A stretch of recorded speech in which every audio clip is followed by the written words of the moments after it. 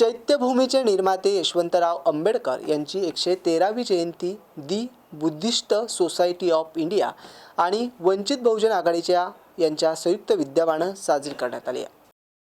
Bharat Ratna doctor Babasaheb Ambedkar हे सुपुत्र यशवंतराव आंबेडकर यांची 113वी जयंती काल नंदनवन कॉलनी येथे वंचित बहुजन आघाडी तसेच भारतीय बौद्ध महासभा यांच्या वतीने अभिवादनाचा कार्यक्रम आयोजित करण्यात आला होता.